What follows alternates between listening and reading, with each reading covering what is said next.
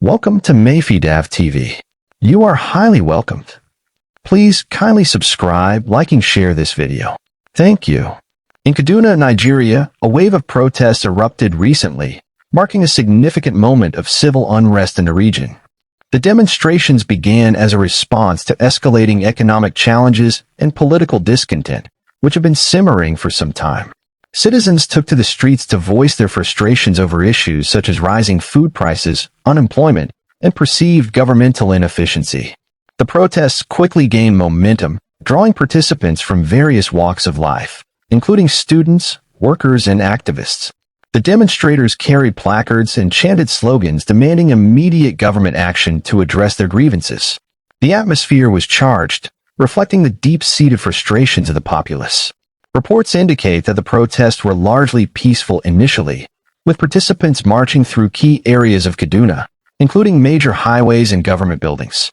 However, tensions rose as security forces were deployed to manage the crowds.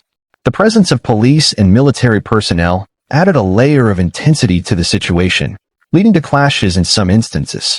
Witnesses described scenes of tear gas being used to disperse the crowds, with some protesters responding by throwing stones and setting up makeshift barricades. The confrontation resulted in injuries on both sides, highlighting the volatile nature of the unrest. Social media played a crucial role in mobilizing protesters and disseminating information, with hashtags related to the protests trending across various platforms. The government's response has been mixed, with officials calling for calm and urging dialogue. However, many protesters remain skeptical, citing a history of unfulfilled promises and lack of tangible progress on key issues.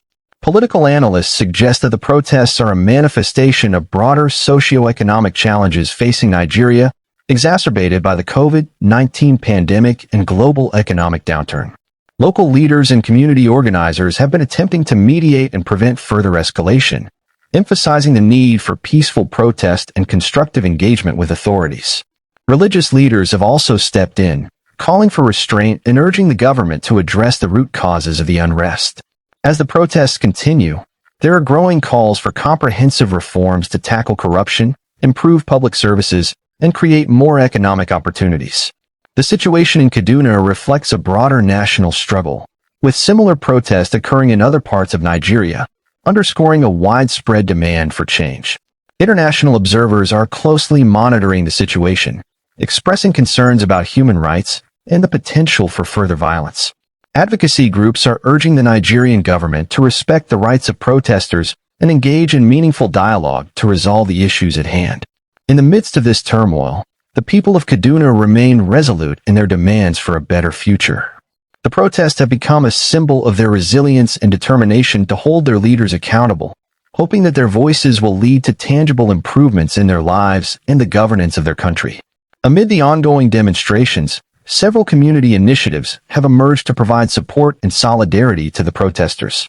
Volunteers have set up makeshift medical stations to treat the injured, while local businesses and residents have contributed food and water to sustain those participating in the protests. This sense of community and mutual aid underscores the collective resolve of the people of Kaduna to seek change through peaceful means.